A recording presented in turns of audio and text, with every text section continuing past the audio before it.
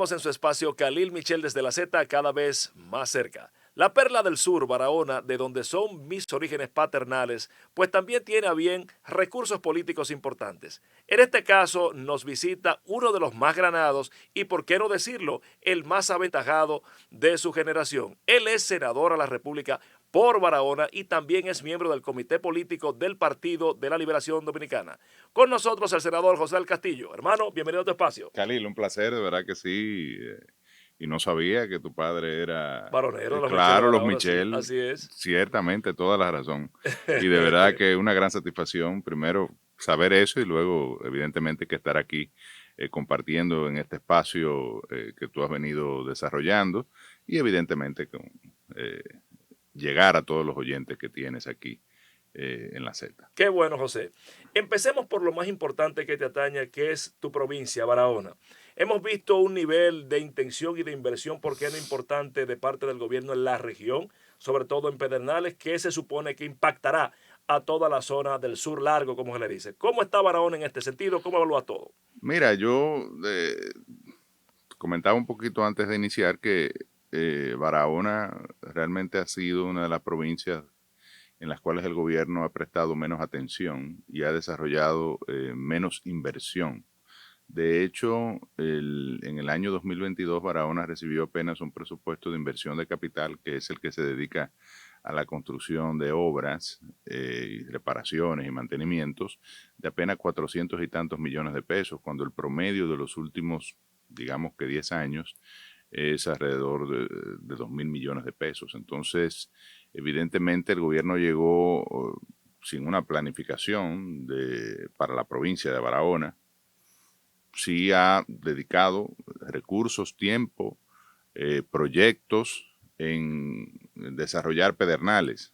Evidentemente, bajo el marco del fideicomiso Pro Pedernales que opera la Dirección General de Alianza Público-Privada, y eso, digamos, ha planteado toda la atención del gobierno para la región suroeste, sobre todo, pero es algo que se verá en el tiempo. Es decir, Pedernales se le está haciendo acueducto, Pedernales se le está mejorando la vía de acceso, una carretera desde Enriquillo a Pedernales que se está remodelando, sobre todo eliminando las curvas, cerca del 70% de las curvas.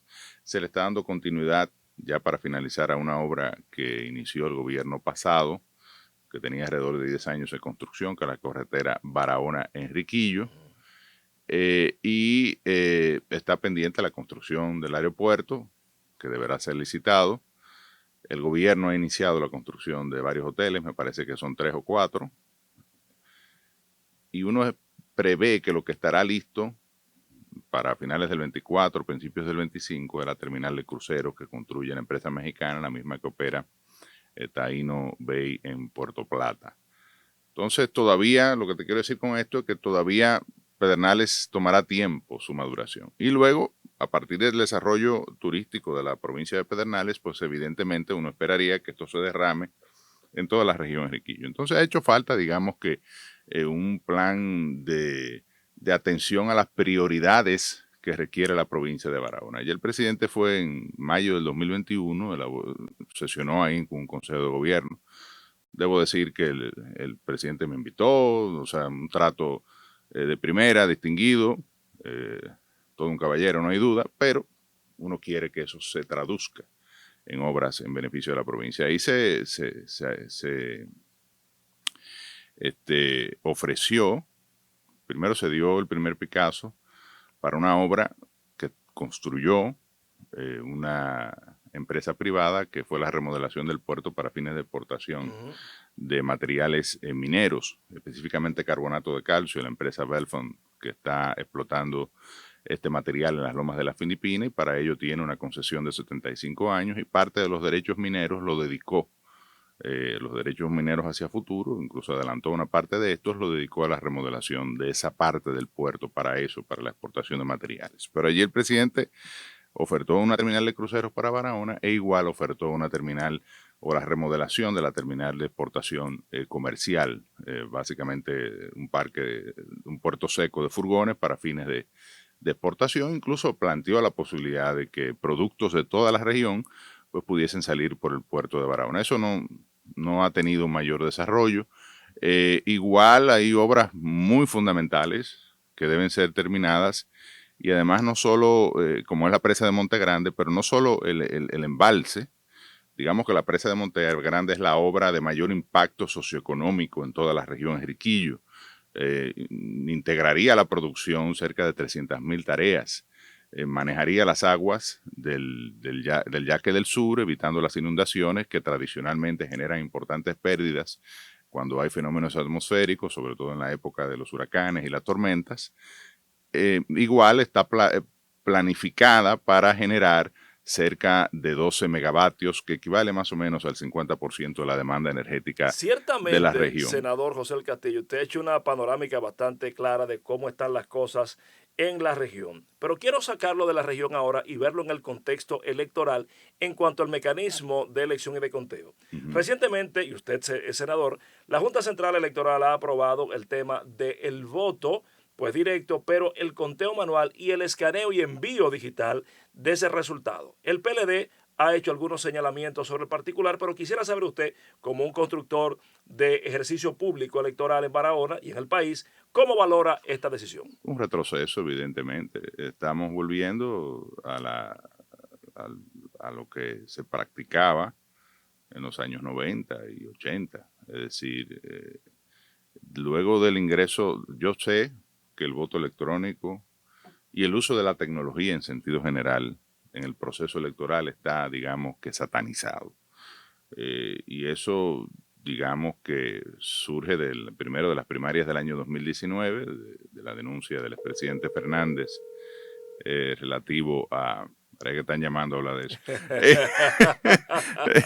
Relativo al proceso de primarias que vivió el partido y donde se utilizó el voto electrónico y luego evidentemente al fallo que se produjo en las elecciones municipales y que conllevó un hecho inédito en la historia electoral dominicana que fue la suspensión de unas elecciones.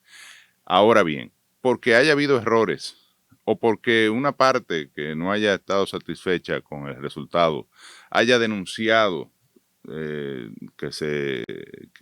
digamos que se manipuló el resultado cuando, digamos, eso no se demostró a ciencia cierta. Y por el otro lado, en el caso de las elecciones generales hubo un error y eso se demostró, incluso hubo un informe de la OEA sobre el tema de que la Junta Central Electoral no aplicó un protocolo de verificación de la calidad del software para el subido de las boletas. Por eso tú no puedes condenar en esta época donde estamos hablando de inteligencia artificial, donde todo el mundo tiene un teléfono inteligente en la mano, donde los procesos de todo tipo, empezando por el financiero, que digamos que nos da, ¿verdad? Es algo muy sensible para los dominicanos, para todo el mundo, pero hasta los hospitales, en su proceso de suministro de oxígeno, o sea, en todo se utiliza la tecnología.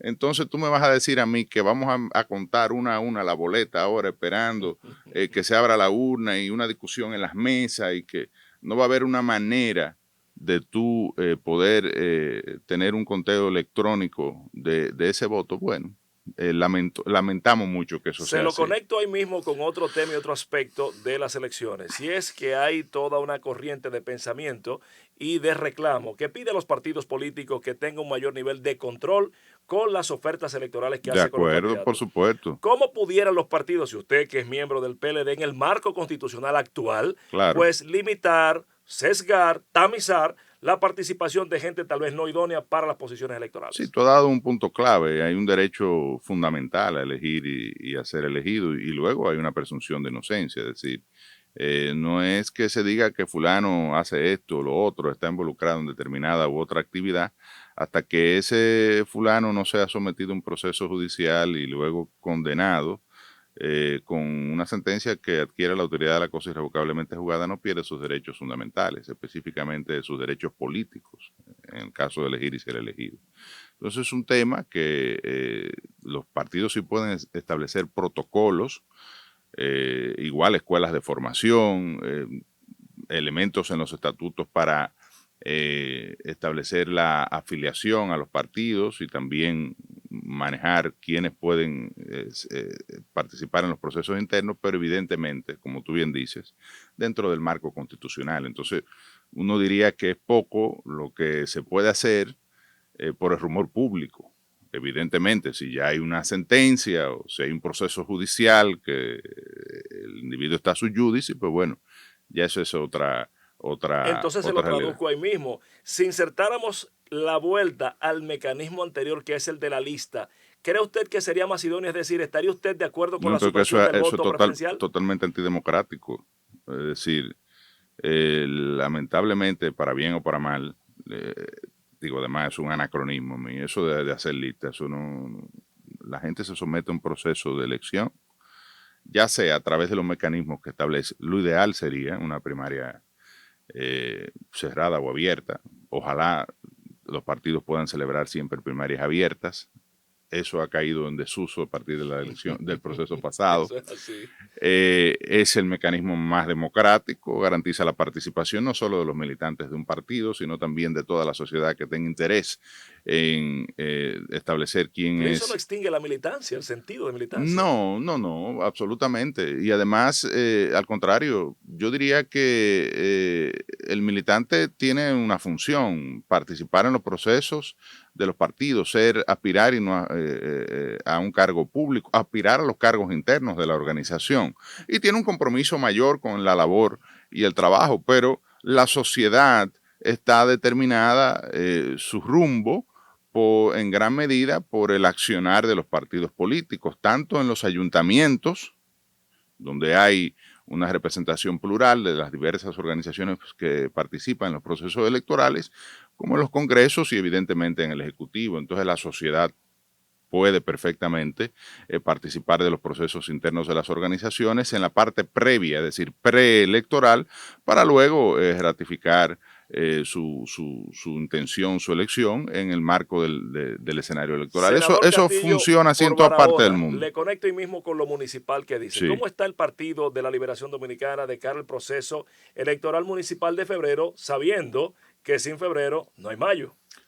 Bueno, primero, el Partido de la Liberación Dominicana, a pesar de que hay que reconocer que está en un momento, o ha estado en los últimos meses en un momento de dificultad, fruto de la salida del poder en el año 2020 y de los procesos que se han dado, incluso judiciales, es la estructura más grande que tiene la República Dominicana en términos de organización política.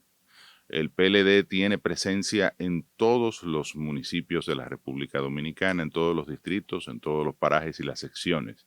Es una organización además que practica la democracia interna y que desarrolla actividad constante. Desde el año 2020 nos involucramos en el Congreso José Joaquín Vidal Medina.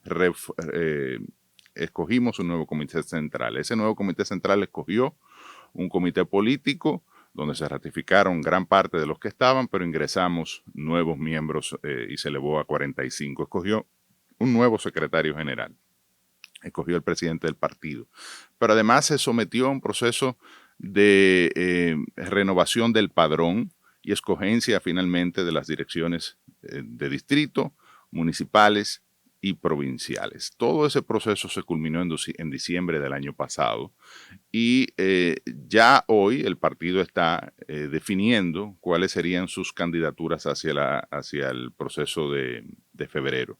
Hay un calendario electoral, el 2 de junio se deben, 30 días antes del inicio de la precampaña, que inicia el 2 de julio, deben someterse a la Junta las reservas. El partido tiene hasta el 20% de los cargos que se puede reservar y eventualmente yo soy partidario de un proceso también de entendimiento entre las distintas fuerzas políticas de la oposición. ¿Está planteando José Castillo Sí, alianza? yo lo he dicho públicamente y hay gente que no le gusta lo que yo digo, incluso dentro de mi partido, y gente que está de acuerdo con lo que yo digo. Yo me debatí entre Ahora, preguntarte si querías alianza con los diferentes sí, partidos, la Fuerza del Pueblo y demás. pregúntame, Cali, no Pues importa que seamos amigos. entonces te lo pregunto a sí mismo. ¿Está de acuerdo José del Castillo con una alianza y reconciliación con la fuerza del pueblo, el doctor Leonel Fernández. No solo con la fuerza del pueblo, con las demás organizaciones que están en el escenario de la oposición, con el PRD y con otras que tradicionalmente incluso el Partido de la Liberación Dominicana se ha aliado.